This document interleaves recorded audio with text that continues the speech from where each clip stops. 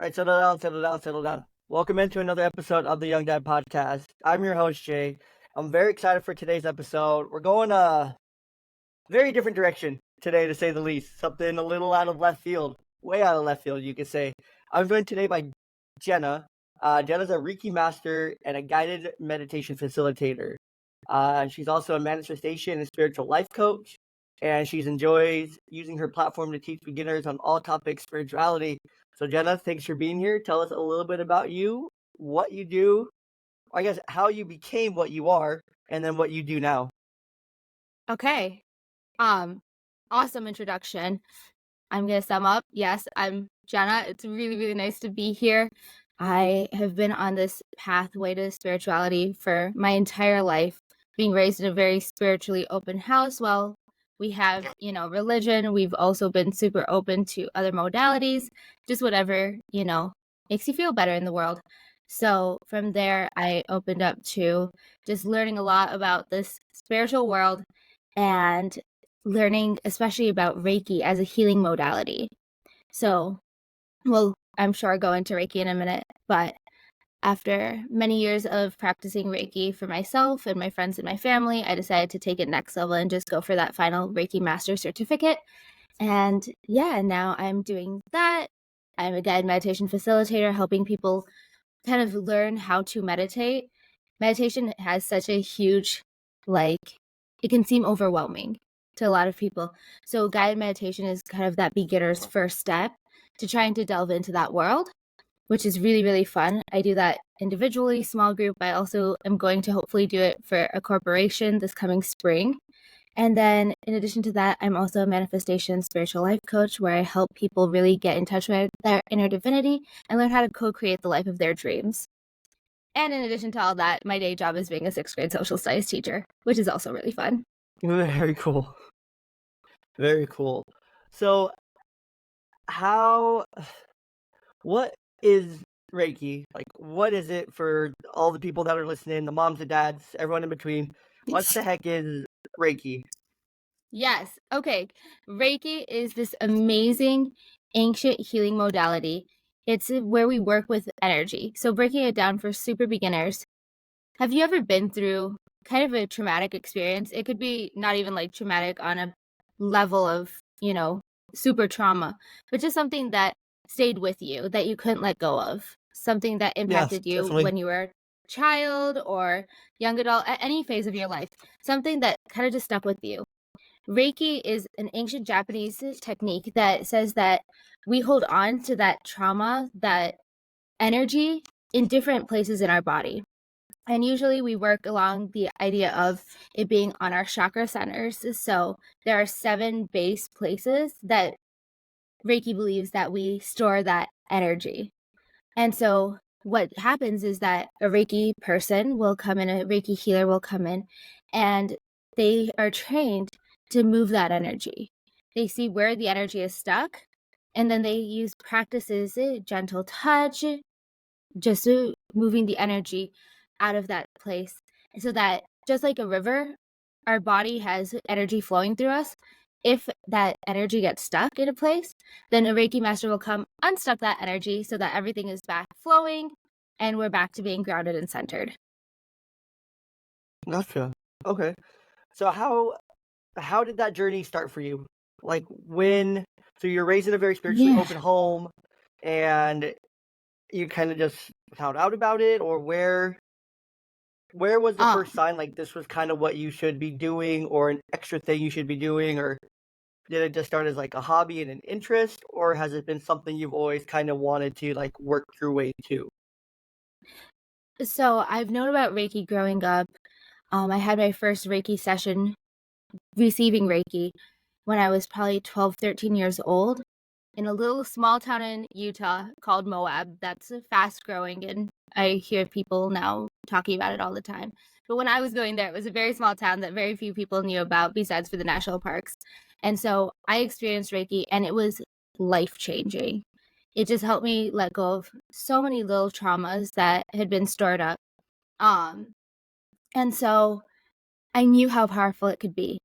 And then I regularly received Reiki growing up from there on out. even when I came back to Michigan from that vacation, I found a Reiki practitioner here, and I loved it so much, but once a month wasn't enough for me at that point. And I wanted to learn because anybody can do energy healing. We all have the capacity to just heal ourselves. And so I went through and I did the training so that I could do Reiki on myself. Especially as a teacher, we can get so stressed.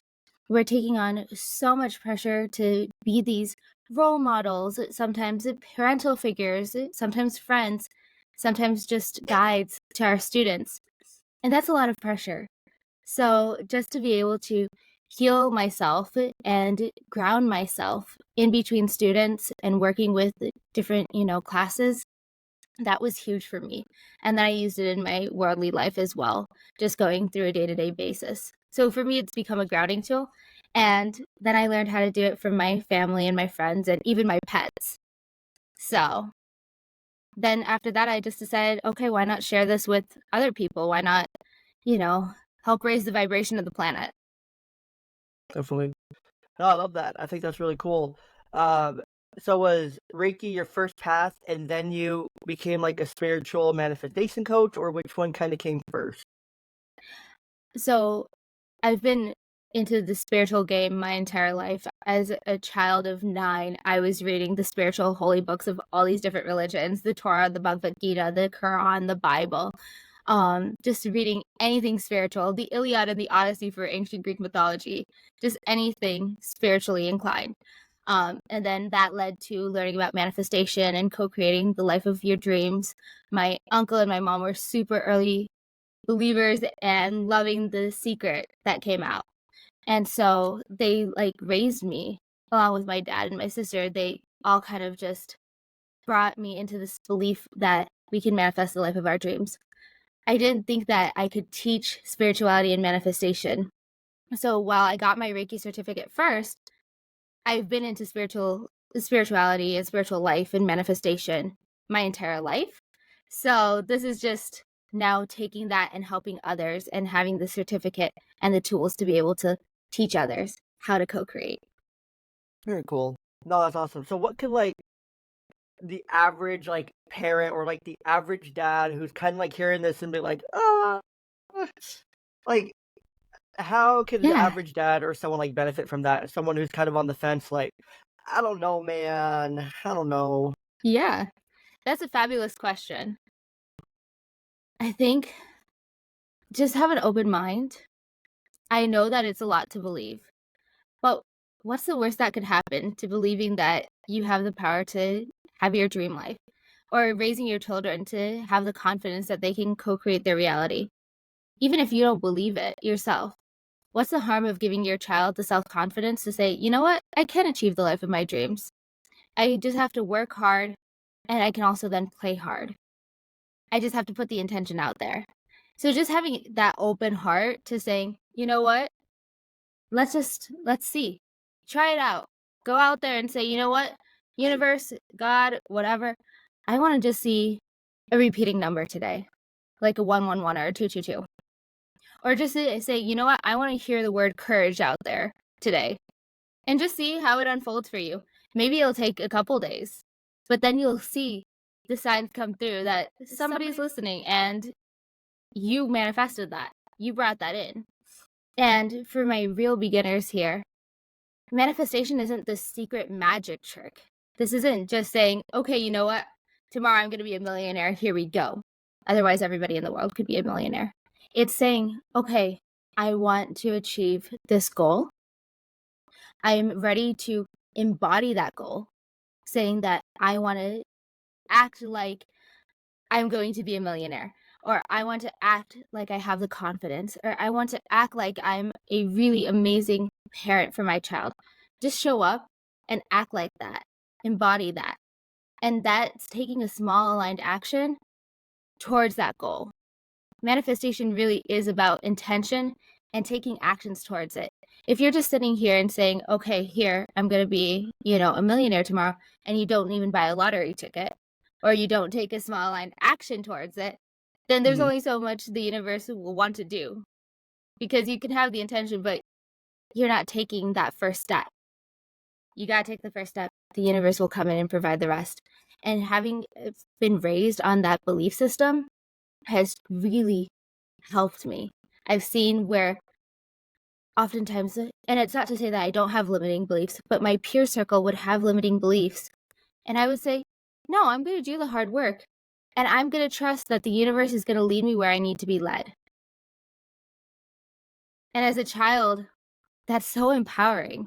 That doesn't mean that you're arrogant. It just means that you have faith in something bigger and faith in yourself and faith in your parents believing in you. Definitely. I think that's so important. Like for just all parents, being able to believe in our children, for them to grow and develop into people who are going to be successful, who are going to be productive members of society, who are going to carve their own path, who are going to be just the examples in the world to other people, to other kids. Um, like it starts really young for kids being a model of being a great human being, whether that's them being just kind or helpful or courteous. Mm. They could be just extra obedient. They could be cheerful. They could be brave.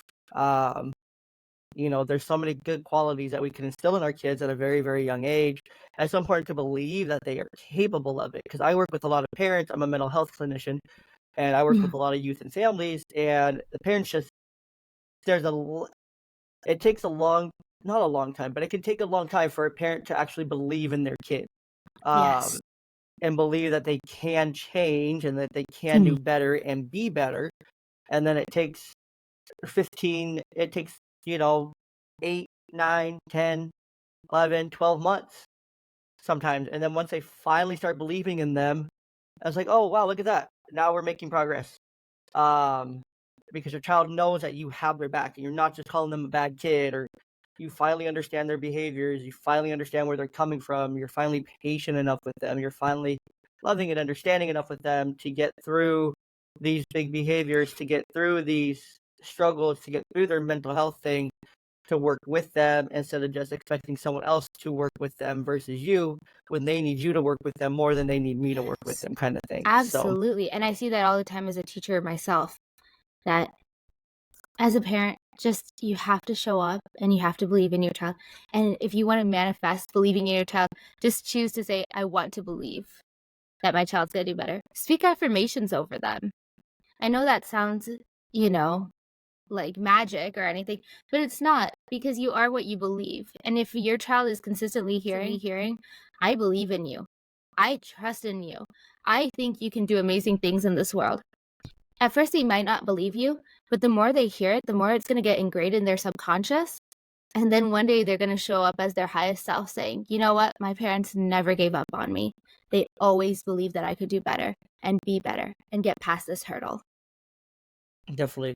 No, I have a family that I'm working with right now that, part of the kid, like one of the kid's biggest things that the family's really concerned about is how much negative self-talk he has and how like he gets down on himself.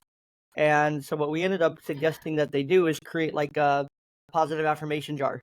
So every time he says something negative about himself, he has to go and pull out a positive affirmation. And then in the mornings, they each read stepmom and grandma and whoever else, they read positive affirmations about it. They're gonna write these things out, and then they're gonna make a little mason jar, and they're gonna put them in the jar, and kind of like a swear jar, but for positive affirmations. Yes, I Uh, love that. so it was like we had to, and they were like so into the idea. They're like, "That's amazing," and I'm like, even put like signs up, put signs up that like I am like positive affirmation signs that you get like Hobby Lobby or whatever, that everyone thinks are just so cheesy, but it's like, oh, we have a bunch of those in the garage. We'll hang up right now.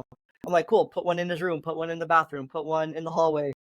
Like, put it in places where he's gonna see them all the time, where he's gonna glance at them, look at them, probably ignore it for a while, Yeah. or read it for the first few times because he's getting used to it being there, and then he's just gonna keep walking by it, and then that's gonna be like part of who he is because it's gonna just kind of subconsciously, it's just gonna sink into his subconscious, whatever that affirmation says.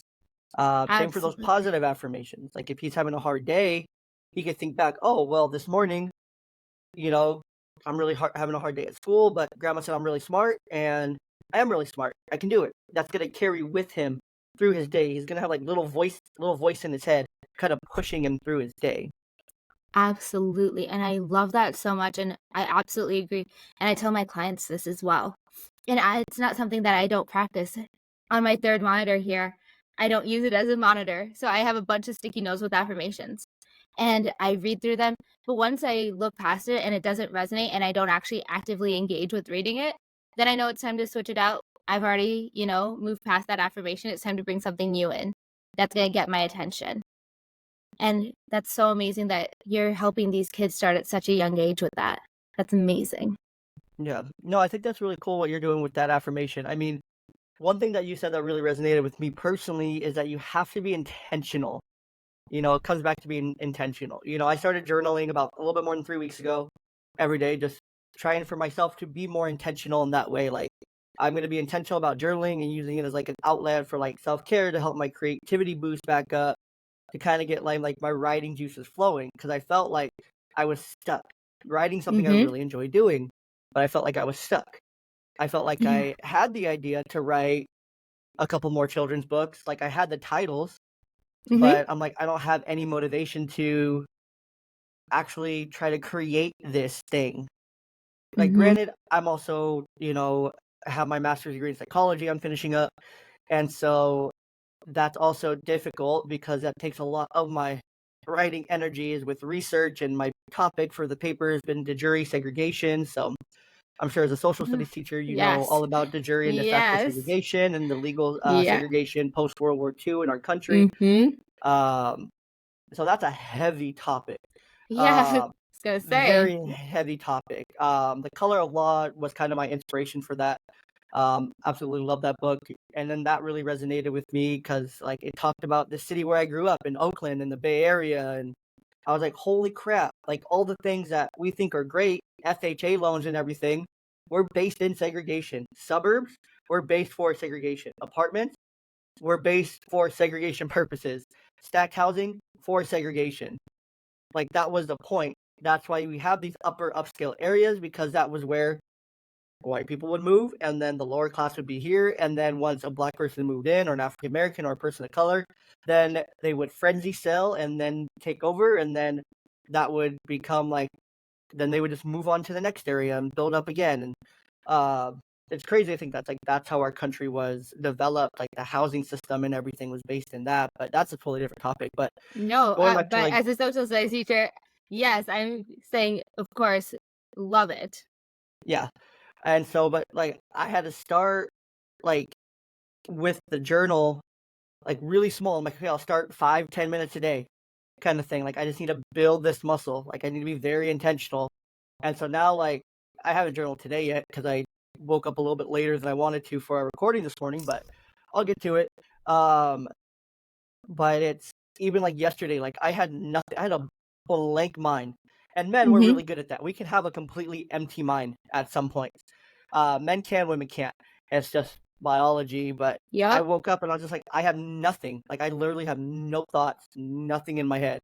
And I like to use the Cosmic Dream feature on ChatGPT 4 to Oh, help inspire an yes. image. And so that's where I get all my images over the last few weeks. Is just like, what does day 20, whatever, of becoming more intentional look like? And it pops me out an image, and it's like, huh, okay. So it kind of prompts So me the for that journal a little bit if I really need it. But yesterday I was just like, I'm not feeling that. I don't have anything like on my mind like right now. So I just Mhm. wrote for like 3 minutes and called it good, kind of That's thing. I perfect. Yeah, but it's just about being intentional. It's like I could put things in there Mhm. that I'm gonna be intentional about, like plans I'm gonna be intentional about, and like it definitely helps. Like starting there, like creatively or like mentally, to like organize my thoughts for the day, puts the rest of the day into such a great perspective, because it Yes. not nothing seems as big, right? It's kind of Mm. like my own morning like meditation and like my own like grounding exercise, I guess. I was Um, about to say, because I that just write sounds in like silence. I write in silence, or sometimes I'll put worship music on. I'm Christian, so I'll put worship music on. Um, so it's just my little like 5-10 minutes just to like kind of charge the batteries of the day before the day gets yeah. going, before the craziness. Um, Definitely, it's Mhm. helped, posting it on social media, which is like a whole nother aspect of like being vulnerable and everything like Yeah. that, for just everyone to read my like inner thoughts and everything. Mhm. Um, but that's fine because it's helping me be creative. It's helping me write. It's helping me force myself to think and to create and to develop. And I just find so much benefit from it because I can think all day long. Like my thoughts are a bit clearer. I can get through everything. I organize everything up here before I even leave my room in the morning. Um, Mm-hmm. so it makes me a bit more level-headed. It makes me a bit more calm. I think it makes me a better dad, a better partner, and all the things. So, and it's also Mm-hmm. very healing because like I can get thoughts out and process them. But there was something I was holding on to or thinking through, like it helps me process that thought or that feeling a little bit too at the same time. So it's very, you know, intentional of me to get through that. So Mm-hmm. Absolutely. And it's so important to have a meditative grounding practice. I always start my morning with some sort of meditation. And I always say that meditation doesn't mean that you're sitting in Buddha pose, cross legged on the floor for an hour, completely devoid of thoughts. It can be writing for a few minutes in the morning, listening to worship music. Half the time, my meditative practice is also listening to religious music um, of all sorts of kinds. And I'll be listening to my religious music and I'll just be taking the time to get my skincare done. But for that few minutes, then I'm completely present. Or working out for 5 minutes on my bike before I have my next meeting with a kid. Like, those are little moments we take of self care that you have to be intentional and you have to carve out so you can be present, so you can show up for people in a better, more embodied state. exactly, and I think that's so important. And like, of course, you hear from dad. I hear from dads and from parents all the time. Well, how am I supposed to make time for meditation? How am I supposed to make time to manifest? How am I supposed to make time to ground? Like, show me your screen time report. I'll show you the time that you have right now. I'll show you the hours of the day that you have. Mm-hmm. Like for me, it's literally waking up a little bit earlier, probably Yep. waking up about 20, 30 minutes earlier so I can actually wake up Mm-hmm. and get up and everything. And then it's just writing for 10 minutes and then it's done, post in the shower and on with my day kind of thing. Absolutely. And it doesn't even need to be 10 minutes. If you want to start with 2 minutes of just breath work, that's two Hmm. TikToks. Take 120 seconds and just do triangle breathing of in for 4, hold for 4, out for 4. Do that for 2 minutes out of your life and just get grounded. And I swear it'll make the biggest difference. Definitely. And it's not about not having the time, it's about choosing how you're going to spend your time. Mm-hmm. You have to choose your time. Like things aren't just going to happen. You're not just going Mm-hmm. to lose weight if you're not choosing to have a better diet. If you're not choosing to, like for me, like I wouldn't be healthy if I didn't actively choose to supplement my greens. Knowing like I don't like vegetables, knowing that vegetables aren't my vibe, like I've never been about it. But knowing like Uh, I'm missing a lot of nutrients. So guess what I have to do? I have to make sure like I get those vitamins in because they're essential for my body while also so I supplement them with the bucked up greens powder. Uh Supplement them every day. So I know I'm getting way more from that powder than I will a vegetable anyway, but I'm still mm-hmm. getting it in. Like my body's still getting those nutrients to like be Yeah. healthier, to function that I wasn't getting before. You know Yes. these things about yourself. You know everyone knows Absolutely. themselves well enough to know the areas that they're lacking. If you're Mm-hmm. lacking in exercise and your energy levels are low, then you need to Yeah. assess like, okay, why are my energy levels low? And you have to ask yourself why. Like, Absolutely. why do I feel my energy so low? Oh, well, I haven't worked out for 3 months. Okay, well, working out helps me have a better boost, or maybe I'm drinking way too much coffee. Maybe I need to dial back so it can actually help me. Maybe I need to Yeah. switch it up from the caffeine intake I'm having. Maybe I need to switch to a nootropic. Maybe I need to switch to an energy drink that's clean. Maybe I need to switch to a nootropic stimulant pre-workout. Bucked Up makes a great one. And you know, you have to be able to assess these things for yourself. If something's not working, ask yourself, why isn't this working? Why is the coffee not tasting as good? Oh, Mm-hmm. and why is it not working? And why am I crashing in 2 hours? Oh, because I put half a cup of creamer in and a bunch of sugar and crap too. Like the answer is right in front of you. You just have to be willing, and you have to be willing and intentional to accept the answer. You have the answer. You just have to be willing enough and intentional enough to find it and accept it, and then to, I guess, put the work in for it, you know? Mm-hmm. And that's such a key part of manifestation is that small aligned action, but having the intention to do something and then taking that small aligned action towards it. But also give yourself grace, right? Like, yeah, we all have stuff we need to work on. We all have things to improve on. But give yourself grace and know that by taking that small aligned action and having that intention, then you're taking some steps towards it. So give yourself grace for not being where you wanted to be and know that you're getting there. And the universe has your back in that too. Exactly, 100%. And it's okay, like if you set a goal for 3 months out that you wanted to cut 10 pounds, but you only cut 7, like That's easy.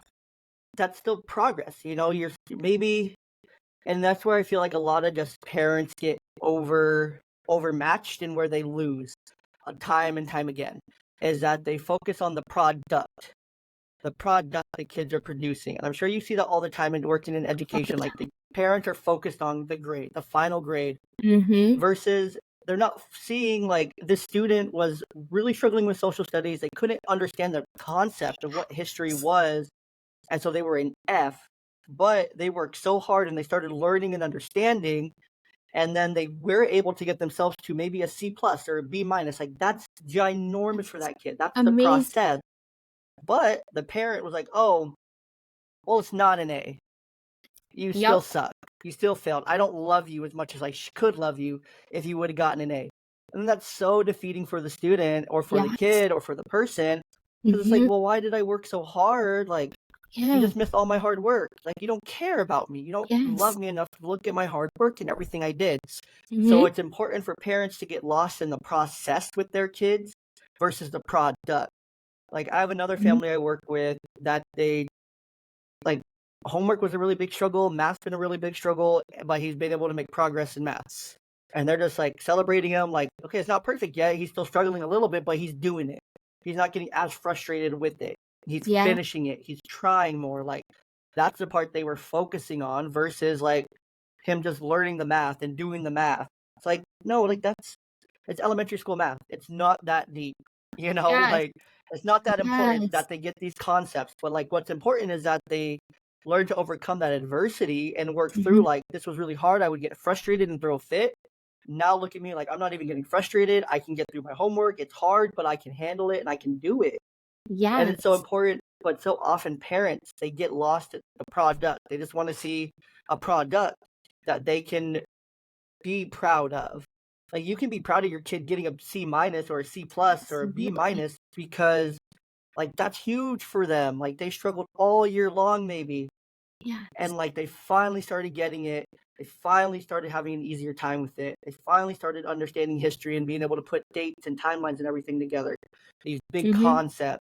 And they worked Yeah. so hard and they actually started turning in their homework. They actually started Mm-hmm. turning in their graded assignments instead of just ignoring them because they were too scared or frustrated or didn't understand it. Maybe they started asking for help. Who knows what it was? Yeah. But that's the important part to celebrate as a parent versus like on like a field or something. Like I'm a coach. I coach baseball. Yeah. Like I hate when parents are just so focused on like the final product, how far they can hit, how hard they can hit, how far they can throw. Granted, I coach like kindergarten, first grade, second grade kind of kids. I coached t-ball the last 2 years, but it's like, no, I'm just proud that this kid who was spinning around can actually go into the batter's box, put their feet where I tell them to, listen enough to put their feet where I tell them to, swing the bat and hit the ball and run to first base. Like that was a miracle in itself, Mm-hmm. kind of thing. And it's Absolutely. about taking that like holistic approach, a lot like what you do with healing and the Reiki and your meditation and manifestation and everything. Is that is a holistic approach. Every single person is Mm-hmm. different, and I'm sure you know that being an educator. Every Yes. single kid in your classroom that you've ever had is at a different place. There's no two kids that are going to be the same. Maybe similar, but they're not the Mm-hmm. same. Uh, so yeah, that's my rant on that. No, I love it. And it resonates so much as a teacher, just between encouraging our students, having parents encourage their students, and really focusing on progress, not perfection. It's so much better. How much more fun is it to acknowledge the progress? If your kid is just perfect and getting all A's, you start to take that for granted. But watching a child have a growth mindset and having a growth mindset for your child, saying, okay, little student was, failing all his classes last year. Now he comes to my grade and he's working so much harder. He's motivated. And then he's booking times with his teachers, coming to our open office hours, working with us, asking questions. And you know what? He's now getting C pluses. Like, yeah, you know what? That's not an A, but he's passing every course and he's trying. That's amazing. We should be really celebrating that. And I, as a teacher, will try really hard to say, hey, here's some encouragement. Hey, here's a celebration. Because oftentimes they're not receiving that at home. But how much better would this entire world be if they were receiving encouragement and support at home from their teachers, from their friends, and we were all just lifting each other up? Gosh, I could tell you firsthand, like knowing that, like how hearing that like question, kind of that question statement, it's like the world would be such a better place. Like we would have so so many fewer problems, we'd have fewer issues. There'd be a whole lot less. There would be virtually little to no bullying. Um, there wouldn't be nearly as big of a mental health crisis as there is. Of course, mental health can come naturally. A lot of it's genetic, unfortunately, but it would be easier to work through it. People would recognize it, be like, "Oh, you're really struggling with anxiety, or you're really struggling with depression, or you are showing a lot of signs of a mood disorder. Like, let's go and get you help." But then it all comes back to a lot of it, for me, at least my perspective, that all comes back to what systems are already in place. The systems aren't in place for us to do that. The systems, and it's just it would be great. It would be absolutely fantastic. There's so many benefits if we were to be able to do that, to be able to Yeah. communicate at that high level, to be able to support each other unconditionally, to just love each other, to just, embrace each other, embrace differences and everything. There would be a lot less drama. Mhm. Systems, I think, would fix themselves essentially because, like, I have no choice. It's cool. Like, let's fix it. Uh-huh. Like, let's fix it. This is broken. But the thing is that we have such a broken, beaten down system, state to state. Like, I live in Washington, so I live in a very broken state, essentially. Yeah. Um, and the systems that play for mental health treatment are broken. Mhm. Um, and it's just unfortunate, and it really it's a bother because it's like if we could do these few things, like if we just love each other, accept each other, you know, embrace each other, embrace differences, celebrate differences, we'd have no problem. Like everything would be fine. Not everything. There would still be like contention and whatnot, but it'd be a whole lot less figure. You wouldn't see teenagers going to a Super Bowl parade and shooting up the place. Like it was teenagers. It was two teenagers. Like, A, how did they get their hands on it? B, are the parents going to be responsible for that as well? And C, did they check in about their mental health? Like, two teenagers should not just want to go and shoot up a parade just for the Yep. funsies. Absolutely. Absolutely. And if parents take that active role, I mean, it all really starts at home. Teachers can only Mm-hmm. do so much, right? Friends True. can only do so much, but the parents are the ones that are seeing your kids day in, day out and have these signs. I mean, I live in Michigan, so the Oakland thing that just was going on, where the mom Mm-hmm. was held accountable. Um, Yes. we have to show up for each other and also realize and really enforce this mindset shift that is so against what we've been taught systematically, that there's going to be enough out there in the world for what we need, because not everyone needs the same thing.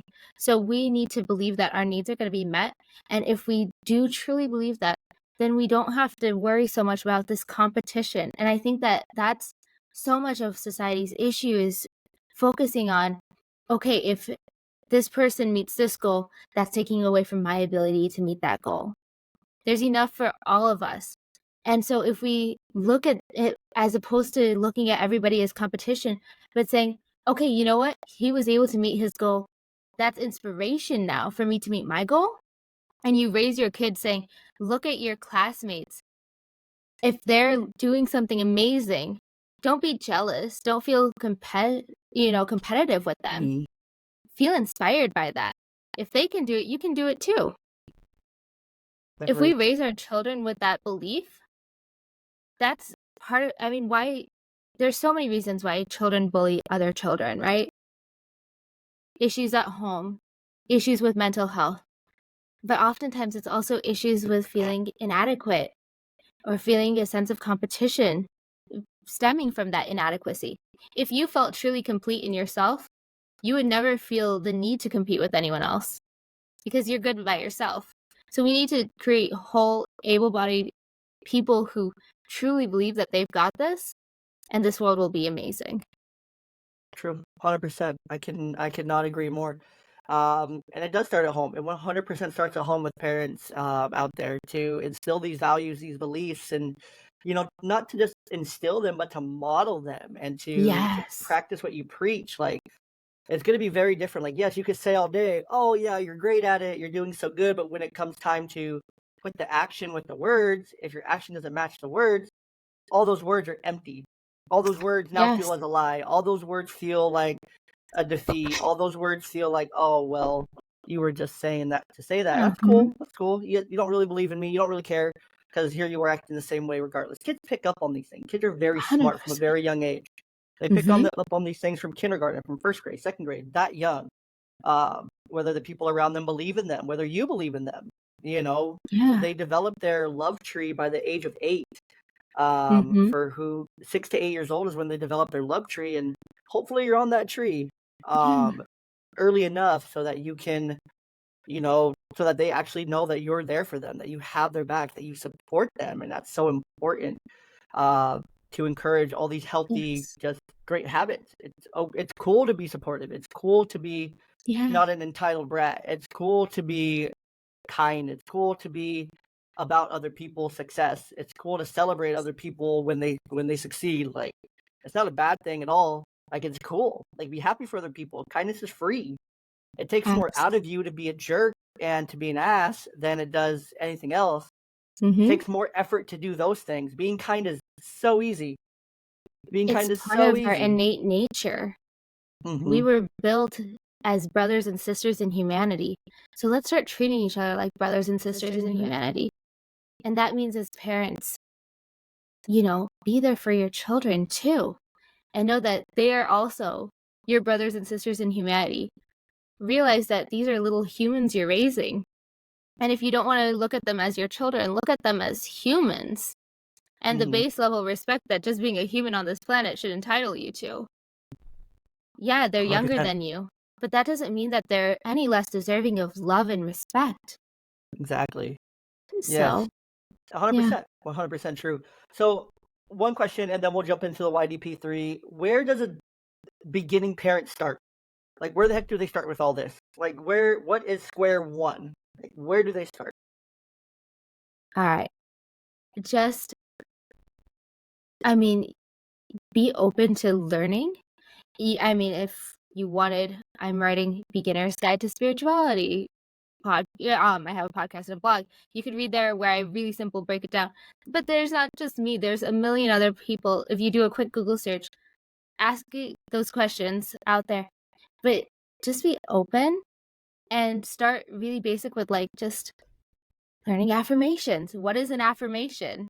What does it mean to speak an affirmation over your child? And then you can learn more about how our body stores energy. There's an amazing psych book, The Body Stores Trauma. I think it was Oprah Winfrey that helped co-produce it. Um, Amazing book. Look at where your child holds their energy. Look at where they hold their emotions. You can honestly, I see from my students, sometimes they feel like the weight of the world is on their shoulders, and these are 11 and 12, 13-year-olds, and they're hunchback. And that's just emotional. And if you clear that emotion, then they're going to stand up straight. They're going to stand up confident. So honestly, a lot of my holistic healing work, Reiki, guided meditation, manifestation, it all also comes down to basic psychology. And I think honestly, every person should take a basic psychology course or just learn about basic psychology through Crash Course. John Green has an entire crash course on psychology. Listen to that. He breaks it down for beginners. just learn how people's emotions work. Definitely. Learn how people work. Learn how people Mm-hmm. jive. Learn how people develop. Uh, super important there. Let's see. Let's jump in here real quick to the YDP3 to end us. The YDP3 are three good Good. questions I ask every guest. I'm gonna have to phrase these a little bit differently. Uh, Okay. maybe just the last one. The first question here is what we kind of talked about the whole podcast, but what grounds you? Or no, not what grounds you. Sorry, wrong one first. Where are you rooted? Where are you rooted? Like, what makes up like the inner working roots of who you are? Spirituality, loving this universe, loving source spirit, and most importantly, loving my family. That's what keeps me grounded and zen and rooted, using your word. I love that. I love that. All right, what grounds you when you're feeling like you had like just a crap day at work, admin were all over you for no reason because admins are admins, or maybe there was a dumb directive from the school board or from the district. Um, I'm currently dealing with at work. We work with schools, and we're dealing with a really dumb directive from one of our school districts that like the staffs are like really fired up about, and just like we're not doing that. They can be mad at us later, um, kind of thing, because they're trying to limit us from coming into the schools Okay. to provide mental health services for the kids. Mm. Uh, so the teachers and the staff are pretty fired up about it. Uh, and pushing back really hard.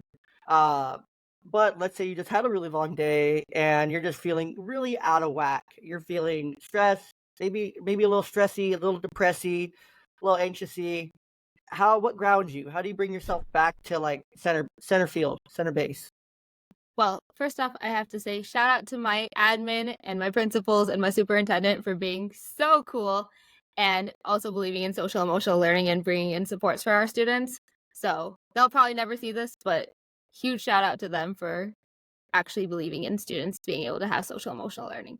But what keeps me grounded on the days that maybe parents make me a little stressy, depressy, Okay, yeah, that makes sense. Yeah, that's a good one. because um the school I work at, we're very much working with our parents as co-team, co-teachers. Like our parents are our biggest supporters and vice versa. We're working collaboratively. So on those days that, you get down, what keeps me grounded is my meditations, my calming practice, breath work, taking a few moments to just sit by myself on my couch because I work from home, thank God.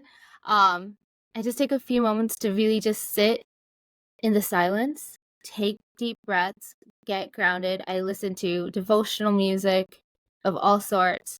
I'll listen to affirmations. I'll listen to just nature sounds like flute music, just anything to help maybe not have everything be completely silent and just taking the moments to recharge.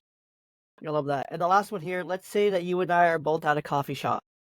Yeah. And you look like you go to coffee shops, kind of. I don't know. Teachers, coffee makes sense. Yes. Exactly. So let's say we're both at a coffee shop, and I see you just typing away, like happy, calm, in a good place, right?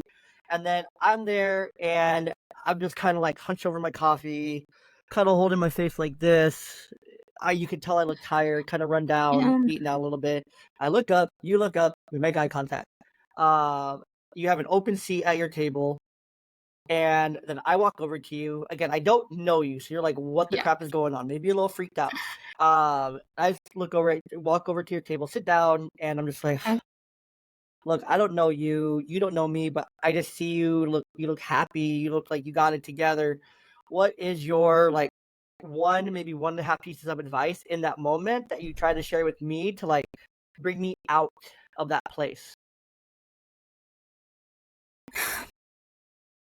I would say that whatever is happening, it's going to get better. Know that you are loved and supported. Know that the universe, honestly, sorry to swear, I would probably say, know that the universe gives a shit about you and cares about you. And know that if you need a friend in this world, I can be that friend. I love that. I love that. All right. Give me just 1 second here. I just got to. I don't know why my email's not working. Go ahead and tell us a little bit about where the people can find more of you, where they can connect with you further if they so choose, um, and just where they can find more of you, what you do. Okay. I'm Holistic Healing with Jenna. My name is spelled Jehna. So you can find me at Holistic Healing with Jenna on Instagram, Threads at the same username. I have a Facebook page. That's Holistic Healing with Jenna L.C. And that one specifically is separate words. Instagram and Threads, it's all one word. In addition to that, I have a website, holistichealingwithjenna.com. On there, you can find the links to my blog and my podcast. You can also find the podcast straight up on Spotify. It's called A Beginner's Guide to Spirituality, where we deep dive into all of these spiritual topics like Reiki, chakras, meditation, just what spirituality is. We break that down for complete beginners on both of those platforms. So whether you like to read or you like to listen, we have them both. And Gotcha. that's, where you can find me. I love it. All right, I just have to do a quick ad read here for our today's sponsor of the podcast. Drive positive behavior change with June. Is your child struggling with behavior habits or routines while at school or at home? Well, June might be worth a look. This new revolutionary app combines a video game that kids love with important tasks and habits that you want them to practice daily. Give the app a try for free and use my code YNGDAD to earn 25% off a subscription. See why over 500,000 families and over 1,000 therapists, myself included in both those numbers, are recommending June. And visit joonapp.io/youngdad, that's YOUNGDAD, to learn more. And of course, you can find everything about Jenna, everything about June, and everything about what we all do below in the show notes, in the description. And then if you're curious what the website looks like, so you can make sure you find it, here is the website. Yep, You can that's see the me. blog, the Beginner's Guide to Spirituality, and just all the amazing things that are on Jenna's website here. So, Hey, where did awesome. I go? Oh, it popped up Spotify on my other screen. It popped up a link to Spotify. So it takes you right Oh, to the perfect. podcast. Yes, I tried to make that work, so I'm glad that worked. It did. It's lovely. Well, Jenna, thank you so much for your time today.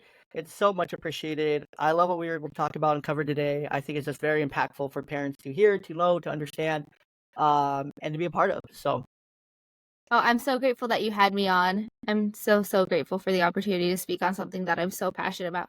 And I'm also grateful that I just learned a new tool for June for my students. So thank you for that too. you're very welcome. Make sure you use the code YNGDAD for 25% off the subscription price, and you can try it for free with the link in my bio, link in the link tree. So that'll be down in the show Cool. notes. I can send that right over to you. So, Much appreciated. Hey, you all take right. care, Jay. Thanks so much for everything.